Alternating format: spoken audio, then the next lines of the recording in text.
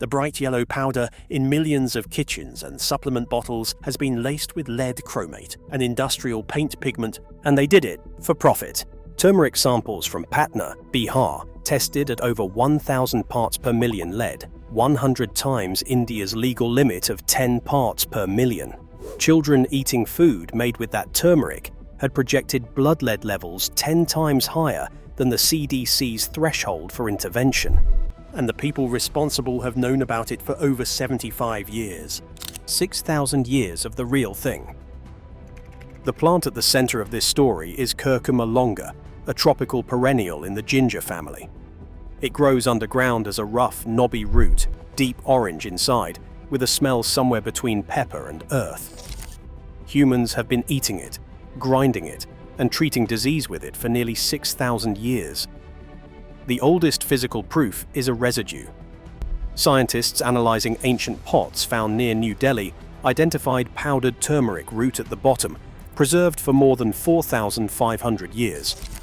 Someone ground that root, used it, and set the pot down. The pot survived. The turmeric survived inside it. Separate from India entirely, the Austronesian peoples of island Southeast Asia were already using turmeric by around 3000 BC. Linguists traced this through the family of words different island cultures used for the plant, words that branched from a common root before those cultures separated from each other. They carried turmeric with them when they dispersed outward from Taiwan across the Pacific and Indian Oceans. It went with them the way a tool goes with a craftsman. By 1500 BC, it had reached Egypt. Eber's Papyrus, one of the oldest surviving medical documents in the world, lists turmeric as both a dye and a medicine for healing wounds. This is the same document that records surgical procedures, contraceptives, and treatments for intestinal parasites.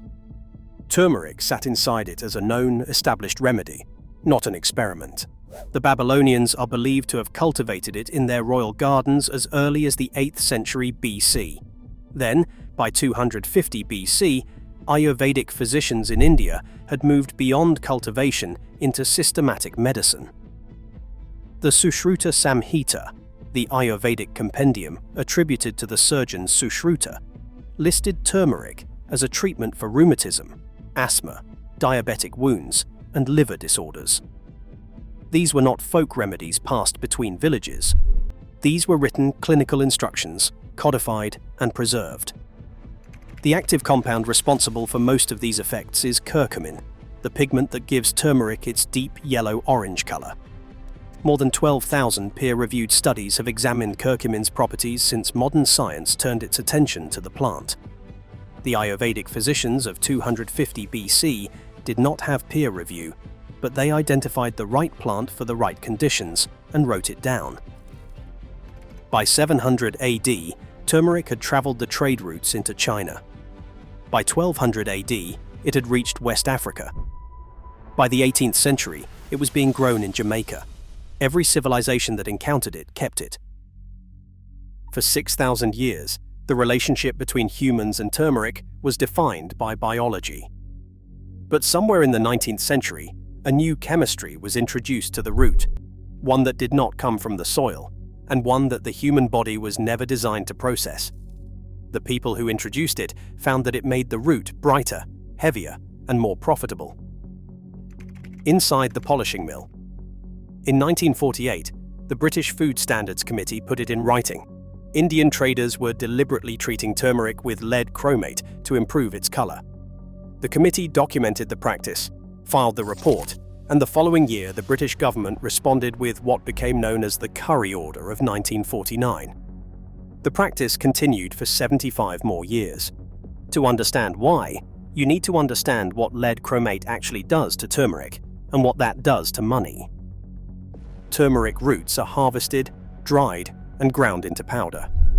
As the roots age in storage or get processed aggressively by machines, their natural color fades.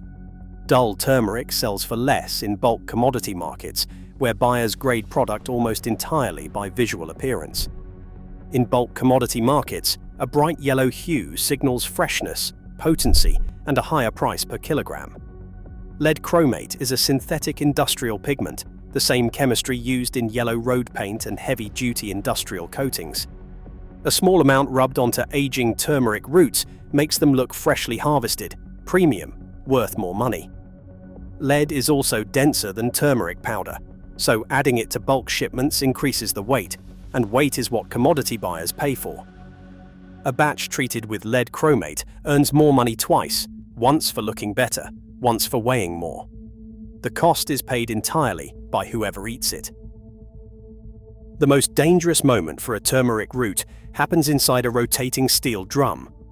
It is called the polishing mill, and what actually happens inside that drum is a total reconstruction of the product's identity. Harvested turmeric roots go into large rotating drums. The tumbling motion strips away the outer skin and removes surface dirt, revealing the inner yellow hue of the root. It's at this stage, during polishing, that lead chromate gets added directly to the drum. The pigment coats the surface of every root. Then those roots get dried and ground. The lead chromate becomes part of the powder. What enters the supply chain after that point is a mixture of turmeric and industrial paint pigment. There is no label that says so. Lead chromate is not the only adulterant that enters during this process. Synthetic colorants, including metanyl yellow, an industrial dye not permitted in food, can be mixed into turmeric powder in quantities up to 50% of total weight. Half the product by weight can be an industrial dye, and you cannot detect it by smell. Metanyl yellow has no odor. It blends invisibly into the powder's aroma profile. It carries suspected carcinogenic effects, and it passes through any kitchen that does not test for it. Other adulterants found in traded turmeric include aniline, acid orange 7, Sudan red, chalk, yellow soapstone, spent turmeric, related turmeric species with lower curcumin content, and artificial curcumin substitutes. These are not rare contaminants found in isolated cases. They show up across both branded products and unbranded market product. The entire supply chain has been penetrated. What the 1949 Curry Order actually created was a framework that tolerated a measured amount of the poison rather than eliminating the incentive to add it. It handed the adulteration problem a legal threshold and walked away. Regulators in producing countries inherited that framework. The commodity trade built itself around it. Bright yellow turmeric kept selling at premium prices. Mills kept tumbling roots in drums with industrial pigment. The supply chain grew larger, faster, and more global with every passing decade. By the time turmeric became a wellness trend in Western supplement markets, the contaminated supply chain was already mature. It had infrastructure, it had distribution, it had 75 years of uninterrupted operation behind it. The powder in your cabinet traveled through all of it. 13 recalls, 0 mandatory orders. The FDA does not conduct systematic pre-market testing of imported spices, even though its own official documents acknowledge that lead can be present through intentional addition, likely for economic gain.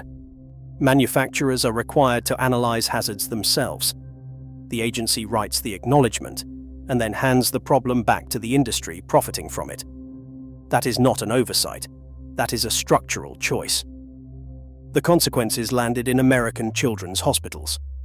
Between 2010 and 2014, 5 separate cases of childhood lead poisoning attributable to culinary spices were reported across the United States, in Arizona, California, Colorado, Connecticut, and New York.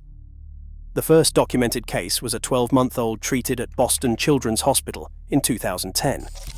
Massachusetts health investigators traced the primary source of that child's lead exposure to spices in the family kitchen, including turmeric. The FDA's response was to issue import alerts against specific named brands after each poisoning was confirmed.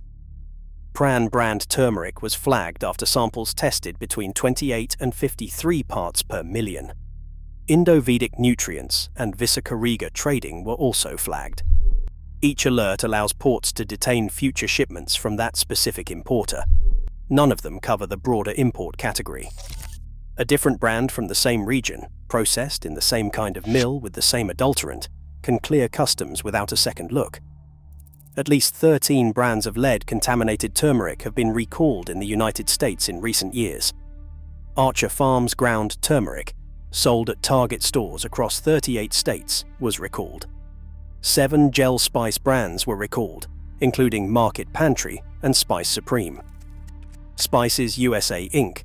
recalled 38,000 pounds distributed to Florida and New York. The FDA has no mandatory recall authority over contaminated spices. Every one of those recalls was voluntary. It can ask, it cannot compel. The supplement market operates in even deeper shadow. Under current US law, supplement companies self-certify their own safety.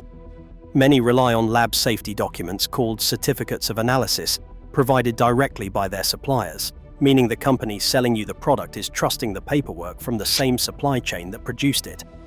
And the digestion method a lab uses to test turmeric for lead matters enormously. A method inadequate for this kind of contamination can return a clean result on a batch that is not clean. The dosage problem compounds the contamination problem. Independent laboratory testing of supplement products found that active compound amounts in daily servings ranged from as little as 14 milligrams to more than 2,000 milligrams.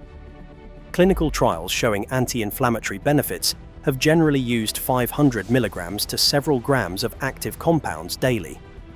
Some products on the market deliver a fraction of that. One product identified in third-party testing contained 3 times California's Proposition 65 limit for lead, the threshold above which a warning label is legally required in that state. It was being sold without a warning label everywhere else. So the consumer faces a compounded problem. The product may contain an industrial poison. It may also contain almost none of the active compound the label implies. And there is no government body standing between that product and the shelf it sits on, verifying either claim before purchase. In October 2023, lead chromate turned up in cinnamon-flavored applesauce pouches marketed to children. 542 children were poisoned. The FDA acknowledged the systematic spice adulteration problem publicly. Then the turmeric supply chain kept moving, largely unchanged. The contamination was never a secret. The mechanism was never unknown. What was missing was the will to stop it before a child got sick. The chemistry fingerprint. The industry assumed the poison would blend invisibly into the powder. What they did not account for was that modern labs could read the chemistry at the molecular level. In 2024, Stanford researchers found something the adulteration process could not erase: a near 1-to-1 chemical ratio of lead to chromium in samples from Patna, Karachi, and Peshawar. That ratio is the fingerprint of lead chromate, not soil contamination, not industrial runoff. The pigment was added by hand. The team collected 356 samples from 23 major cities across India, Pakistan, Sri Lanka, and Nepal, and 14% had detectable lead above 2 micrograms per gram. Qualitex Laboratories mapped lead levels across thousands of turmeric batches and found 2 separate populations, not a gradient, not a bell curve. The majority clustered under 0.5 parts per million. Then a distinct second group spiked to 5, 10, sometimes 20 parts per million. If contamination came from the soil, you would see a continuous spread.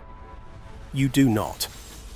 That gap between batches left alone and batches treated is the evidence of a decision being made at the mill. In Bihar, every single district had turmeric samples exceeding India's legal limit. Contamination rates ranged from 8% in the least affected districts to 76% at the high end. In some areas, 3 out of 4 samples on the market are adulterated.